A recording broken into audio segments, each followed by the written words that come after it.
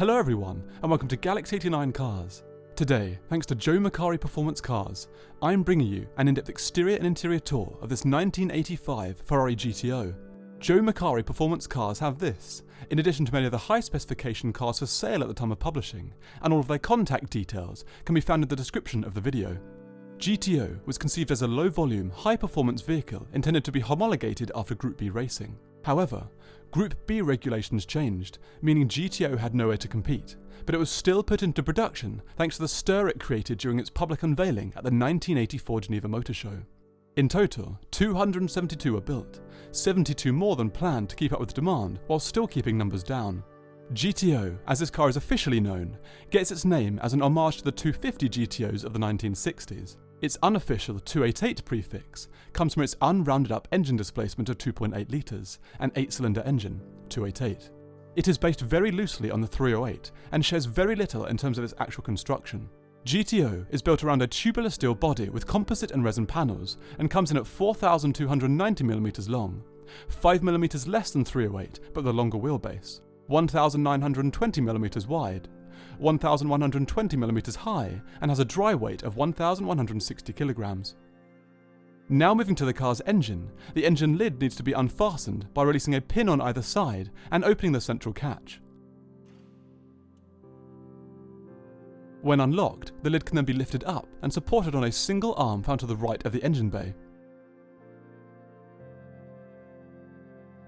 GTO is powered by a rear mid-mounted twin-turbo 2.9-litre V8 with Weber Morelli injection that produces 394 brake horsepower and 496 Nm of torque. This output produces a 0 to 62 mph or 100 km/h time of 4.9 seconds and a top speed of 190 mph or 305 km/h. Once finished in the engine bay, the lid can easily be lifted back down and secured centrally and on either side. GTO sits on unique wheels. Front and rear 16-inch, 5-star-spoke chromed speedline wheels. Braking is provided by ventilated front and rear disc brakes. Stability is provided by front and rear independent, unequal length double wishbones with coil springs, telescopic shock absorbers and anti-roll bars. Now we've finished the model overview, we can start the in-depth exterior tour from front to back, making comparisons to 308. The front of GTO starts with a larger lower section than 308, with an air vent on either side, possibly to assist with brake cooling. Looking at its profile, we can also see how the body length black stripe that separates the top and bottom of the car also starts here. Moving around and up, there are 5 air vents here, opposed to 308's 3 vents. These allow more air to pass into the radiators behind. Moving up, the GTO's main grille is larger than 308's and also feeds air into the awaiting fans behind. On either side of this, the front light complexes have grown in comparison to 308, now with double instead of single main beams on each side. However, the light complexes above these are unchanged. Continuing back, the bonnet maintains its squared-off form and various features such as the pop-up lights that can be turned on by using the left stalk we will see later. Behind these, the lateral vents are body-coloured, but of the same form, whereas the central vent has been enlarged. This is to enhance cooling, by allowing more hot air to flow from the fans we spoke about earlier, but also to provide a more dynamic aesthetic. Moving back, the windscreen retains its bonnet-integrated, streamlined aesthetic and comes with 2 wipers. Continuing over the car, we come to its featureless roof, where no sunroof could be spec'd, although it was possible to select electric windows. We can now move to GTO's lateral aspect. The side of GTO starts with similar straight side skirts to 308 that now come with air intakes thanks to the addition of the larger wheel arches at the rear. These intakes may assist with brake cooling. On each side of the rear and just above these intakes are Pininfarina badges. The black dividing line we saw the start of earlier continues above the side skirts, right through the middle of the car. Moving up and back to the front, we come to GTO's Scuderia shields that signify the car's racing prowess, a feature lacking in most 308 models. Above and back from these, the wing mirrors now rise up on stalks rather than protruding straight out as in 308. Moving back along the doors, the small black door handle has also been changed from a vertical position in 308 to a horizontal position here. Below these, the long, conical air intakes for the engine hold generally the same form as in 308, but are wider towards the rear due to the wider rear arches. Above these, there are flaps on either side. The flap to the right can be opened by pulling the catch found on the passenger side and reveals the oil tank.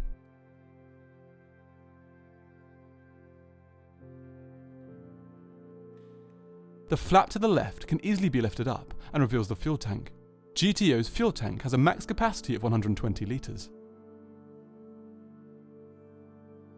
Above these flaps, the rear windows have been tucked in, and the panels have been widened compared to 308 to create these air intakes for the engine. To finish off the sides, we come to the triple vertical air slots on either side. These allow air to flow more freely out of the enlarged rear arches, but are also in reference to the slots found on the 1962 250 GTO. Moving up, the curved rear window from the 308 has been extended and made more angular on either side here.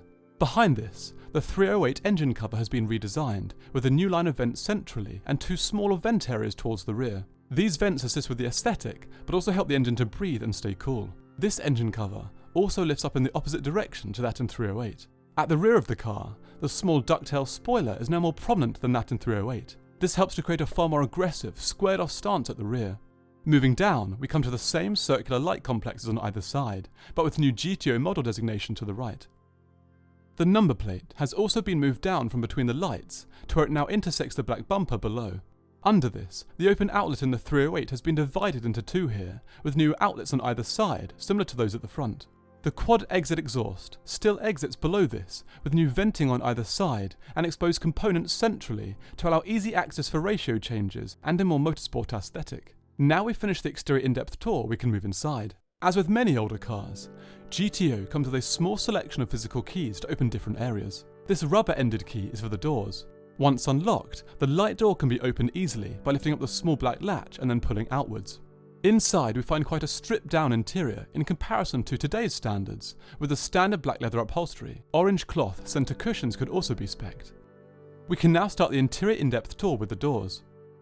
The top of the doors start with this physical lock indicator with suede upholstery below.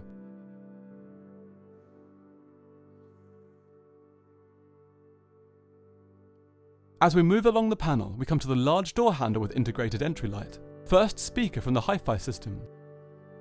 Manual window winder, although electric windows were an option. Door release, and moving back along the lower leather upholstered part of the door, a small storage wallet.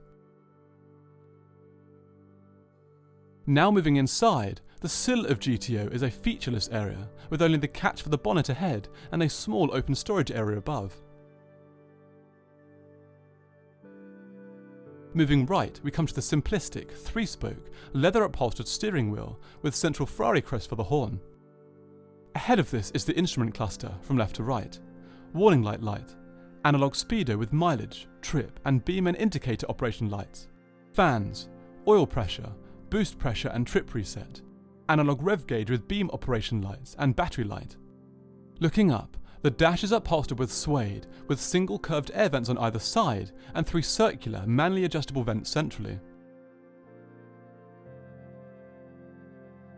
Moving down, we come to this small central control array with gauges for water and oil temperature, fuel level, air temperature rotary, 2 vents and fan speed rotary.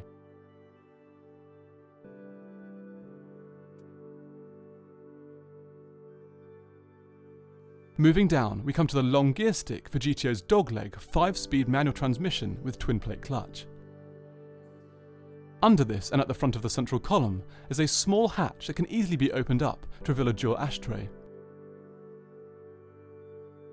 Behind this, we come to the water tap level switches, right and left defroster switches, right and left ventilation switches, hazard lights and fog lights, and the 12-volt or cigarette lighter. The leather upholstered manual handbrake is behind and to the left of these controls. Continuing back, we start to move upwards along the carpet upholstered rear of the interior to the small parcel shelf and curved window above. On either side of this are the black leather upholstered manually adjustable Daytona style seats. As mentioned before, orange cloth centre cushions could also be spec'd. Movement controls are found in the usual places, under the front and to the side. With the seat moved forward slightly, we can also get a better look at the rear parcel shelf that does actually offer some storage capacity. We can now move to GTO's exterior storage. The front boot can be accessed by first pulling the small lever found to the left of the driver's footwell. Moving outside, the boot lid can then be raised up and supported on the single strut found to the left.